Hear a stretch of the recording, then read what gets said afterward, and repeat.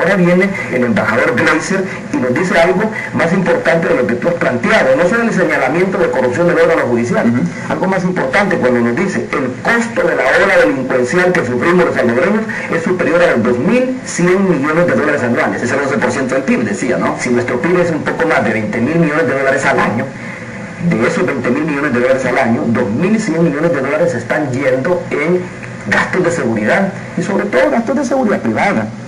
Y en el costo que implica también el impacto de la delincuencia en la salud de la población, en el presupuesto público destinado a combatir la delincuencia.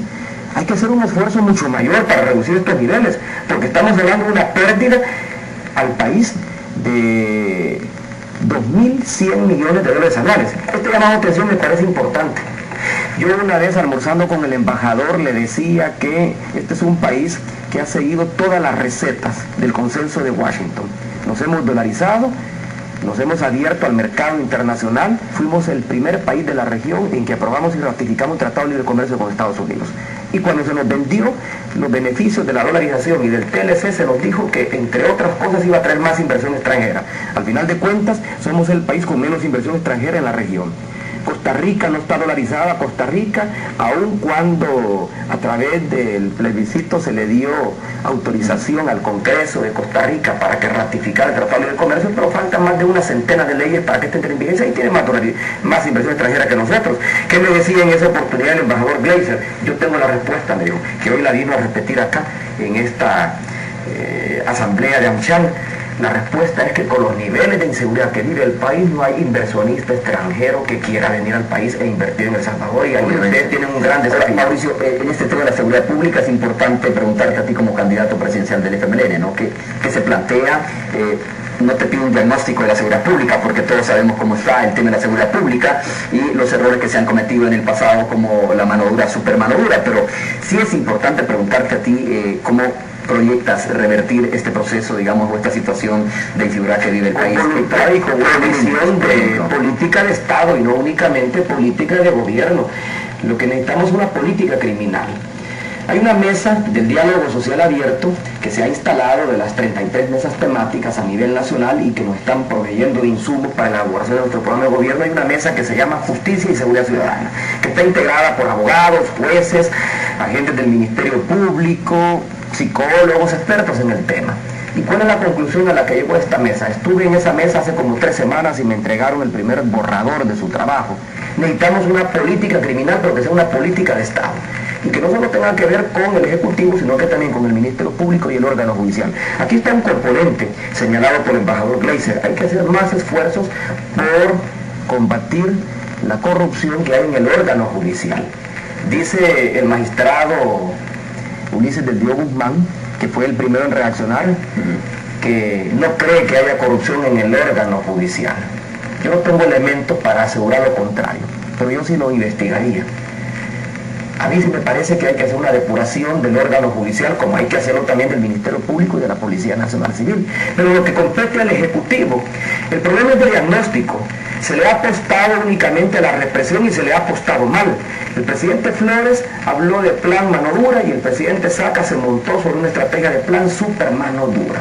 Y sin embargo, el presupuesto para la Policía Nacional Civil sigue siendo un presupuesto que no está a la altura de las necesidades. El diputado Héctor Dada, cuando llegó el ministro de Seguridad y presentó su presupuesto en la discusión de hace 2 años, él dijo que no necesitaba más presupuesto, que él era experto en hacer estirar los dólares, y lo ha dicho el diputado Héctor Dada. ¿De qué tipo de modelo económico estamos hablando? ¿De un libre mercado, con algunas reformas, con intervención del Estado, manteniendo algunos subsidios?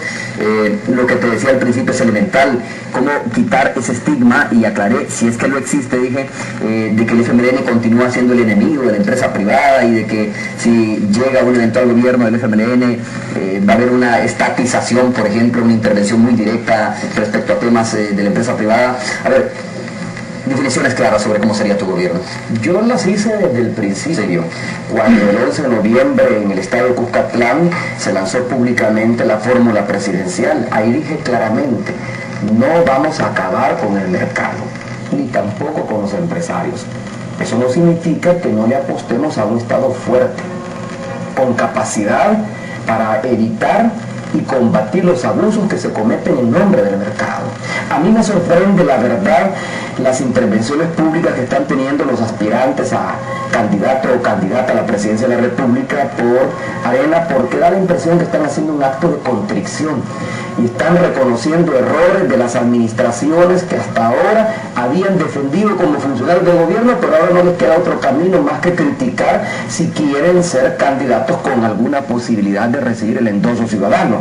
Te lo digo porque esta idea de que el FMLN tiene una actitud antiempresarial o que el candidato y el plan de gobierno que estoy construyendo está destinado a atacar a la empresa privada es una idea conveniente para la derecha, pero que no refleja lo más mínimo el verdadero espíritu y no tiene ningún sentido de realidad. Porque en la verdad, ¿quién ha estado afectando a los empresarios? Si es que cuando hablamos de empresarios no hay que hablar únicamente de unos cuantos grandes empresarios. Según estadísticas del propio Ministerio de Economía, en El Salvador existen a nivel formal más de 176.000 empresas. Solo el 0,5% son grandes empresas. El resto, 99,5% son micro, pequeñas y medianas empresas. Las que dan soporte a la situación del país. Generan empleo, generan riqueza, contribuyen también al fisco con sus impuestos, pero lo más importante, se sienten afectadas por una manera de gobernar donde se ha concebido al gobierno como patrimonio de un pequeño grupo y se utiliza el gobierno para intervenir en el mercado y sacar del mercado al competidor. Los empresarios, ¿qué es lo que quieren? Reglas del juego claras, que los dados no estén cargados. Entonces, ¿quién ha tenido una actitud antiempresa en todo este tiempo? El partido en el gobierno, por más que se presente como partido pro empresa y como gobiernos pro empresariales. Si son los mismos empresarios, tanto los extranjeros como los nacionales, quienes están demandando el Estado de Derecho, están demandando reglas del juego claras y sin embargo no las ofrecen. Y son los mismos aspirantes quienes ahora están reconociendo eso. Hay que leer con atención las declaraciones de los aspirantes a candidato o candidata a la presidencia de la República. Les vamos a llamar para abreviarlo los precandidatos de Arena. Hay que leerlas con detenimiento porque ahí hay claves de qué es lo que ellos están haciendo mal y lo deben de aceptar para venderse como algo diferente. Pero en el caso nuestro, nosotros no tenemos una actitud antiempresarial. La propiedad privada se va a respetar. Nadie ha planteado modificar ese precepto de la Constitución. Nadie ha planteado modificar el ordenamiento jurídico. No veo por qué nosotros tenemos que pagar los errores o hacernos acreedores de los aciertos que están tomando otros gobernantes de izquierda en el resto del continente. ¿Por qué se nos tiene que evaluar bajo la lupa de lo que está haciendo el presidente Ortega o ha dejado de hacer el presidente Ortega en Nicaragua o el presidente Chávez en Venezuela o el presidente Lula en Brasil o la presidenta Bachelet en Chile? Nosotros hemos planteado claramente que vamos a tener una actitud proempresarial en la medida en que le apostamos al funcionamiento del mercado y lo consideramos como el mejor asignador de recursos. Pero necesitamos un Estado que evite las imperfecciones del mercado y los abusos. ¿Tiene nombre ese modelo económico? Tenemos otro modelo económico, el modelo capitalista, tú quieras llamar modelo constitucionalista. Si está en la Constitución de la República, ahí está nuestro ordenamiento jurídico, ahí están las bases de sustentación de nuestro modelo económico. Hay que leer detenidamente la Constitución de la República, ahí se establece el régimen de propiedad, ahí se establece el papel del Estado frente al mercado, ahí se establece el papel del mercado, ahí se establece el papel de las fuerzas productivas. No veo por qué confundirnos ni querer etiquetar el modelo que nosotros vamos a fomentar. Es un modelo constitucionalista, se deriva. El régimen económico-social está en la Constitución. Si hay un título de la Constitución que se define como régimen económico y social, entonces ¿para qué perdernos? No queda discreción el cumplirla o no cumplirla, hay que cumplirla. Y en 19 años, ya casi 19 años, Arena no ha cumplido la Constitución. En la Constitución dice se prohíben los monopolios. ¿Por qué viene el presidente saca y dice, es que los monopolios no son tan malos? Me lo dijo a mí en una entrevista. No importa si son malos o no son malos. El hecho es que la Constitución prohíbe los monopolios y prohíbe las prácticas monopólicas y por lo tanto obliga que en el ordenamiento jurídico exista una ley que garantice la libre competencia. Esta ley se vino a aprobar hasta hace poco con serias imperfecciones y exige que desde el Estado exista una superintendencia que combata las prácticas monopólicas. La superintendencia sanciona a las empresas distribuidoras de productos derivados del petróleo porque están colusionando precios y unificando precios y no hay quien las controle.